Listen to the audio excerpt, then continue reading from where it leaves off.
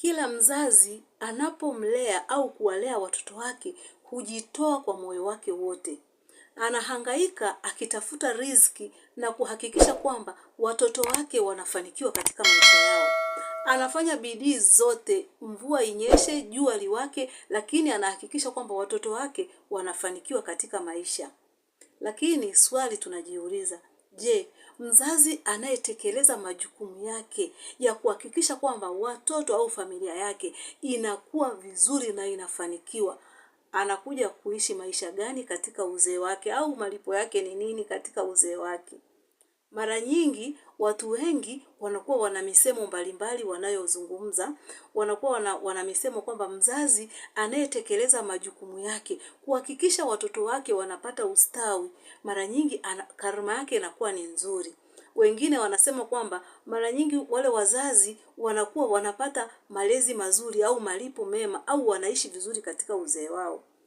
Leo katika Moyo wa Malezi, tunaenda kuzungumzia hoja 5 muhimu zinazoonesha wazazi wanaotekeleza majukumu yao kuhakikisha kwamba watoto wao wanafanikiwa, maisha ya watoto yanakaa vizuri, mwisho wa siku wanaishi vipi katika uzee wao.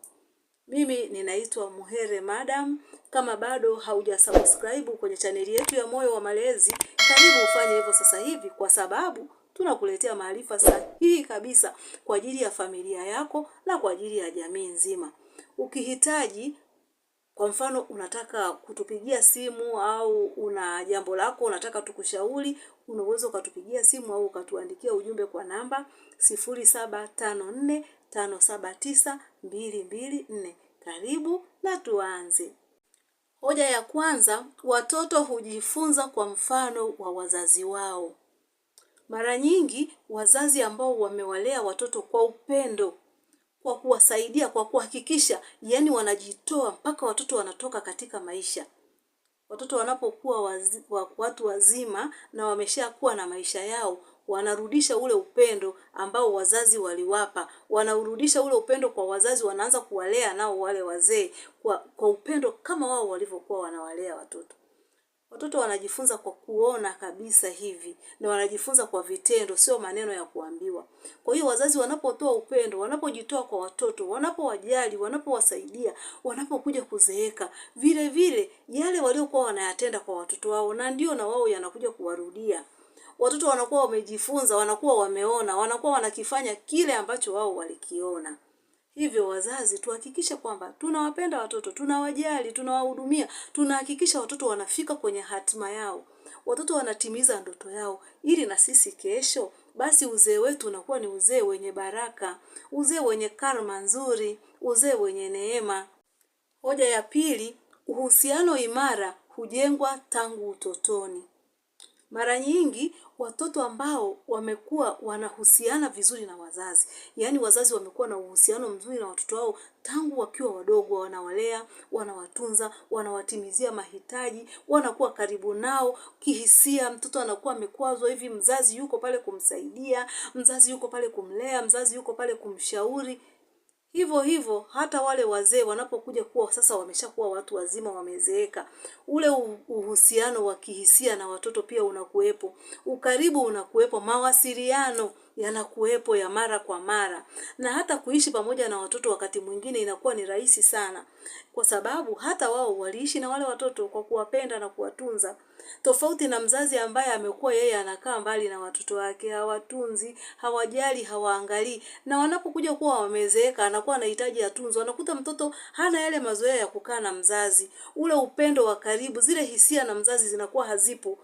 Hoja ya tatu, malezi bora hujenga watoto wawajibikaji.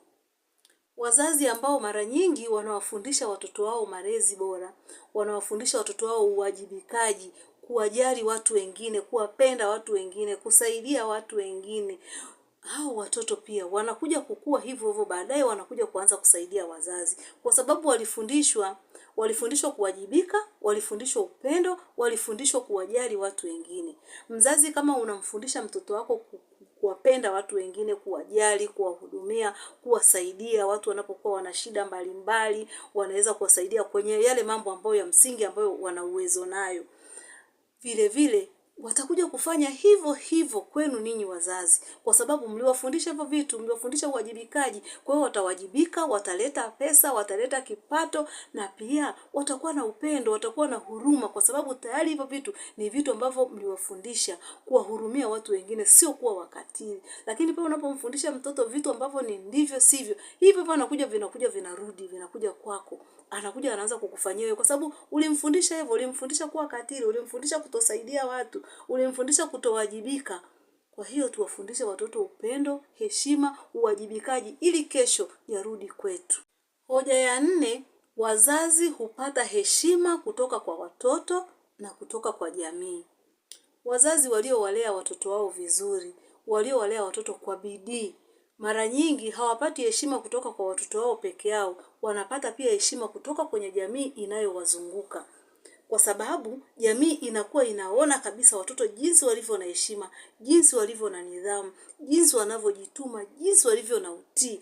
Ile tu inawafanya wazazi wapate heshima, na pia hiyo inawajengea watoto kuwapenda wazazi wao.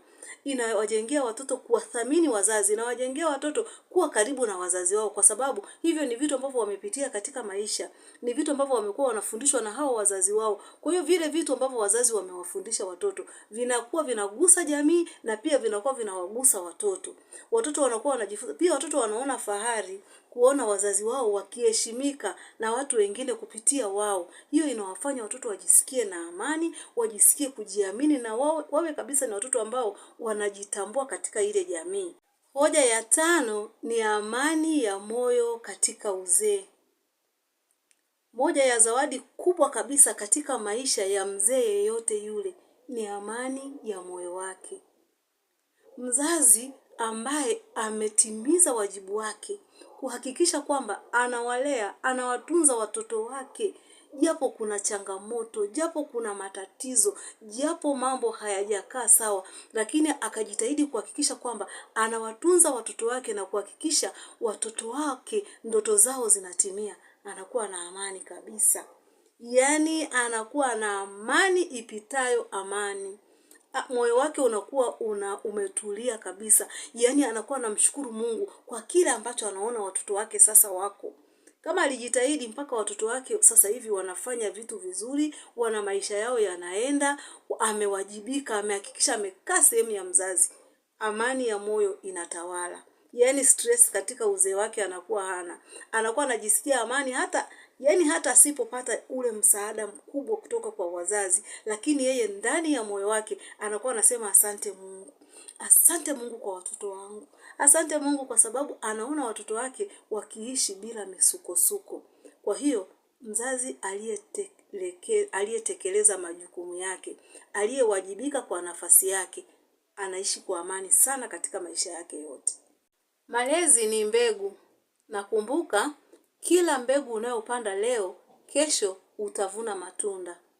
Kama wewe ni mzazi na umetekeleza majukumu yako kuhakikisha kwamba unawalea watoto wako na kuhakikisha wanafika kwenye hatima nzuri ya maisha yao, kesho uzee wako utakuwa ni uzee wa baraka.